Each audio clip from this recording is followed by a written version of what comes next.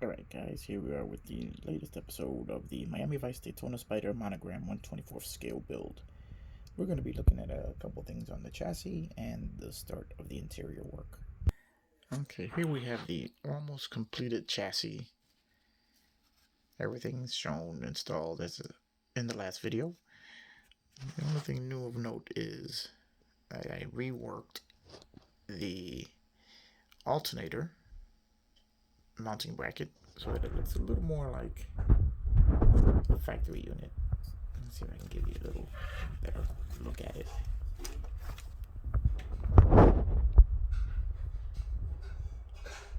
You can see it there, the way it wraps up and around the alternator. It's a little more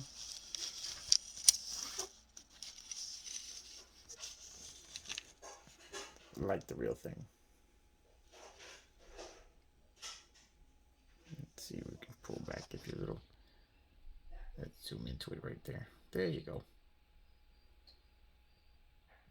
Just a big hunk of metal holding the alternator in place. Looks better than an alternator floating in the air. Now, another thing I want to mention is when you're putting the upper radiator hose on, the instructions show the radiator hose with a peg which pegs into the intake coming from the water neck. Now, this is the radiator hose, and as you see, it has no peg. It actually has a hole for a peg. So you have two holes, no pegs. So that's just something you're going to have to be aware of when you're putting it together. I mean, it's easy enough just to put a drop of cement on there and glue it into place, as it just sits on top of the engine. Let's see if we can just throw it up there real quick. Kind of like that. And slots in right there on the radiator. So it's just going to notch in right there. Attach the intake there. So it's just something to be aware of, that there is no peg that actually holds it in place. You're going to have to do that yourself. Okay, now let's take a quick look at the interior. There we go. As I stated previously, this is an actual Daytona Spyder interior, not a Corvette interior, much like what was used in the TV car. So that being the case, it is being painted and detailed like the Daytona interior. Now, all the reference photos I found has shown a metal bezel around the instrument cluster and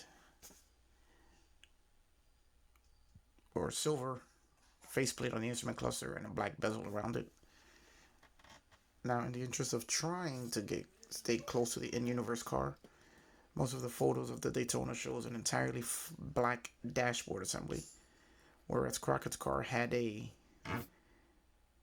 tan front to the dashboard to match the rest of the interior. So even though this is not the same interior as what's in his car, I'm at least trying to keep the colors in a similar fashion as to what was used in the show. Okay, here we have all the instruments. Everything has been highlighted with using the Tamiya panel line paint, and then some testers, flat aluminum for the faceplate and the instruments and the buttons.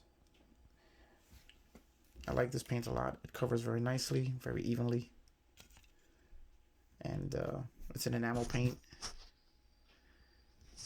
and it's just very easy to use. Okay, well, that's about it for this video. And we'll give you a quick peek at the interior on the chassis. Oh, one last thing I did want to mention. this is the air cleaner assembly for the engine. Now, it's all chrome, and it's a little too much chrome, a little too much shine.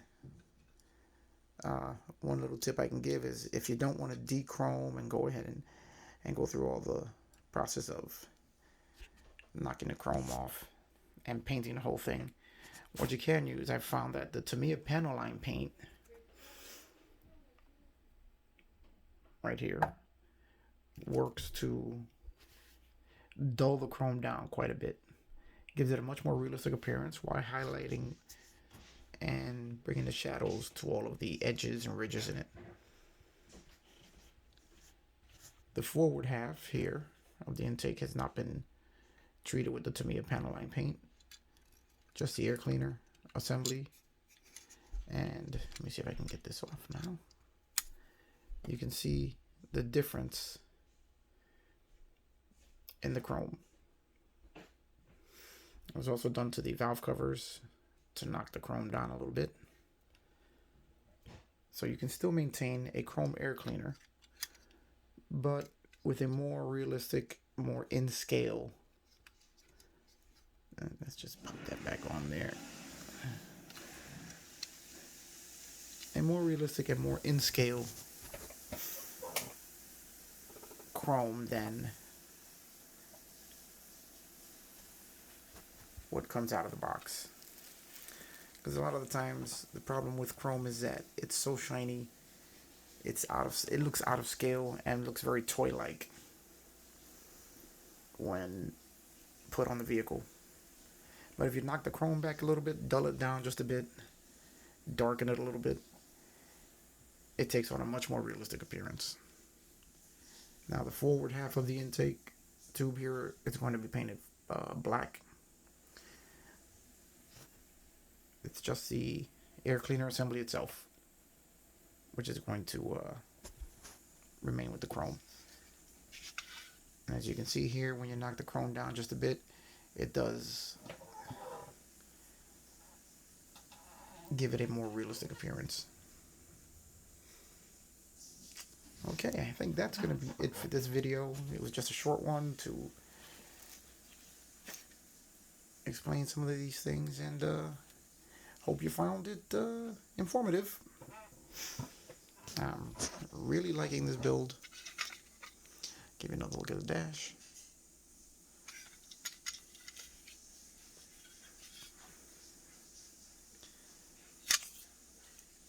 And she's coming together. All right. I will see you in the next video.